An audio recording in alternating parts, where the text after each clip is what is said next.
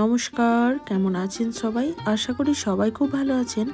বৈশাখী and অনি লাইফস্টাইলে আপনাদের অনেক অনেক ওয়েলকাম জানাচ্ছি। তো আজকে আমি আপনাদেরকে চিকেনের একটা রেসিপি করে দেখাবো। তো আজকে বানাচ্ছি চিকেন রেজালা। তো চলুন ভিডিওটা প্রথম থেকে শেষ পর্যন্ত দেখার অনুরোধ রইল। আর যদি একটুও ভালো লেগে থাকে তাহলে প্লিজ একটা লাইক এবং একটা কমেন্ট করবেন।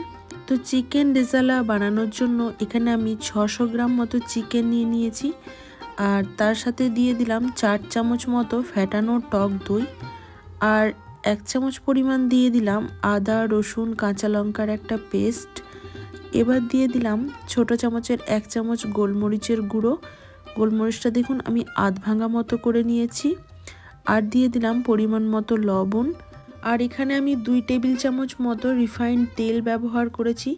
এবার সব কিছুকে খুব ভালোভাবে মেখে নিতে হবে।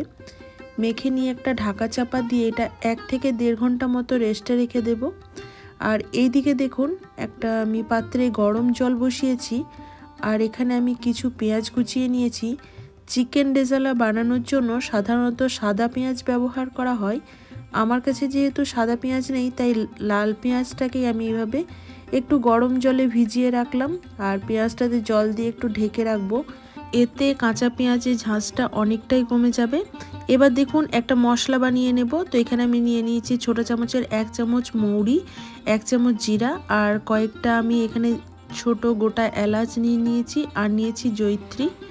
আর এই দিকে আরও কিছু মশলা আছে যেমন বড় এলাচ গোলমরিচ শুকনো লঙ্কা তেজপাতা দারচিনি, এগুলো আমি ফোড়ন হিসাবে ব্যবহার করব। তো চলুন একটু ড্রাই রোস্ট করে নিই মশলাগুলোকে। এই মশলাগুলো ড্রাই রোস্ট করে মিক্সিতে একটু গুঁড়িয়ে নেব। আর বেশি ভাজবেন না, জাস্ট একটু স্মেলটা বেরিয়ে গেলে এটা নামিয়ে রেখে দেবেন। আর একটা পাত্রে আমি কয়েকটা ওই 10 থেকে 12টা মতো কাজু নিয়েছি আর নিয়ে নিলাম 2 চামচ মতো পোস্ত। তো এইগুলোকেও খুব ভালোভাবে মিক্সিতে একটু বেটে নেব আর সুন্দর একটা পেস্ট তৈরি করে নেব। আপনাদের হাতে যদি সময় থাকে তাহলে চিকেনটা ম্যারিনেট করে 2 ঘন্টা মতো রাখবেন। আর যদি হাতে একদমই সময় কম থাকে তাহলে মোটামুটি আধা ঘন্টা মতো রাখতেই হবে। এবার দেখুন যে পেঁয়াজটা আমি জলে রেখেছিলাম সেখান থেকে তুলে নিলাম। আর বাকি দেখুন যে জলটা পড়ে আছে, জলটার কালারটা কতটা চেঞ্জ হয়ে গেছে, পেঁয়াজের কষটা অনেকটাই বেরিয়ে গেছে। এবার এই পেঁয়াজগুলোর একটা পেস্ট তৈরি করে নেব। ভাজা মশলাটা যেই মিক্সিতে আমি গুঁড়ো করেছিলাম এই মিক্সির কোটোটায় আমি নিয়ে নিয়েছি। এটা আর আমি ধুইনি। তো আমি এই যে পেঁয়াজটা রেখেছিলাম সেটা দিয়ে দেব। তার সাথে আমি কয়েকটা রসুন আর 1 ইঞ্চি মতো আদা আর একটু কাঁচা লঙ্কাও দিয়ে দিলাম। এবার সমস্ত কিছু খুব ভালো করে মিক্সিতে একটা পেস্ট তৈরি করে নিতে হবে। আর এই দিকে দেখুন একটা কড়াই খুব ভালো করে গরম করে 4 টেবিল চামচ মতো রিফাইন্ড তেল দিয়েছি আর সামান্য একটু ঘি দিলাম। আপনারা চাইলে ঘিয়ের পরিমাণটা আর একটু বেশি দিতে পারেন, তেলের পরিমাণটা কমিয়ে দেবেন। এবার আমি ফোড়ন হিসাবে 2টো তেজপাতা কয়েকটা শুকনো লঙ্কা সামান্য একটু দারচিনি একটা বড় এলাচ আর কয়েকটা গোলমরিচ দিয়ে দিলাম। এবার ফোড়নটা ভাজা হয়ে গেলে যে মিক্সিতে পেঁয়াজ আদা রসুনের একটা পেস্ট তৈরি করে রেখেছিলাম সেটা দিয়ে দিলাম। এবার এই মশলাটাকে মিডিয়াম টু লো আঁচে কষিয়ে নিতে হবে। লক্ষ্য রাখতে হবে যাতে মশলাটা কোনোভাবেই পুড়ে না যায় বা লাল কালারের না হয়ে যায়। কখনোই মশলাটা ব্রাউন কালার করা যাবে না। আর এই দিকে দেখুন যে চিকেনটা আমি ম্যারিনেট করে রেখেছিলাম, মশলাটা আমি 3 থেকে 4 মিনিট মতো কষিয়ে নিয়েছি। আর মশলা থেকে সামান্য তেল যখন রিলিজ হয়ে যাবে তখন আমি ম্যারিনেট করা চিকেনটা মশলাতে দিয়ে দেব। আর চিকেনটা দিয়ে খুব ভালোভাবে একটু নাড়িয়ে চাড়িয়ে কষিয়ে নেব। আর সম্পূর্ণ চিকেনটা কিন্তু আমাকে এইভাবে ঢেকে ঢেকে কষিয়ে নিতে হবে, কারণ এই রান্নাতে আমি এক্সট্রা কোনো জল ব্যবহার করব না। তাই সম্পূর্ণ চিকেনটা আমাকে এই মশলা এবং চিকেনের যে জল সেটার মধ্যেই সেদ্ধ করে নিতে হবে। আমি চিকেনটা ম্যারিনেট করার সময় কিন্তু লবণ দিয়েছিলাম।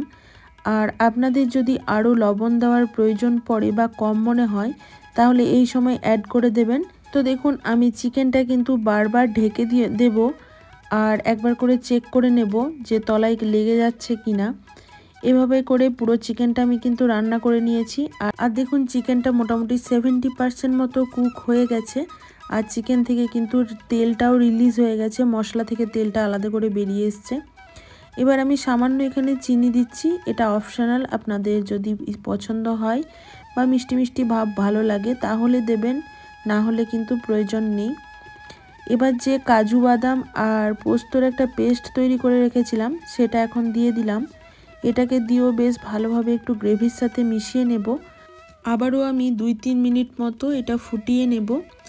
আর এই রান্নাতে কিন্তু মূলত কেশর ব্যবহার করা হয়, তো আমার কাছে আজকে কেশরটা ছিল না, তাই সামান্য আমি এখানে ফুড কালার ব্যবহার করলাম।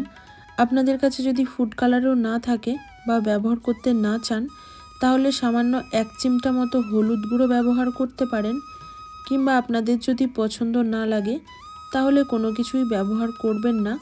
আমি সামান্য একটু ফুড কালার ব্যবহার করেছি, কালারটা সুন্দর আসবে তার জন্য।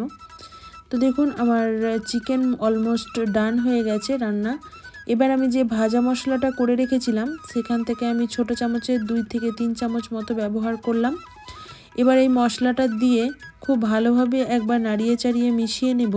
আর সবার শেষে আমি 1 চামচ মতো কেওড়া জল ব্যবহার করব।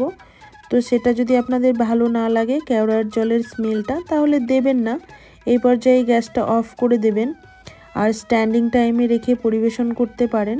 আমি এখানে 1 চামচ মতো কেওড়া জল ব্যবহার করব। আর এই রান্নাটা ভাত রুটির থেকেও, যদি ফ্রাইড রাইস বা পোলাওয়ের সাথে পরিবেশন করেন বা লাচ্ছা পরোটা বা নানের সাথে, খেতে কিন্তু অসাধারণ লাগে। আমি এটা আজকে লাচ্ছা পরোটার সাথেই পরিবেশন করব। তো দেখুন আমার রান্না কমপ্লিট হয়ে গেছে, চলুন আপনাদের পরিবেশন করে দেখাচ্ছি আজকের আমার চিকেন রেজালা কেমন হয়েছে।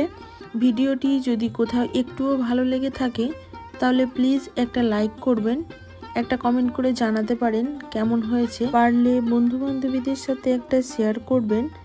আর আমার চ্যানেলে যদি নতুন বন্ধু হয়ে থাকেন তাহলে প্লিজ চ্যানেলটা সাবস্ক্রাইব করে বেল বাটনটা অল করে দেবেন, যাতে যখনই কোনো ভিডিও আমি আপলোড করি আপনাদের কাছে খুব সহজেই নোটিফিকেশান পৌঁছে যায়।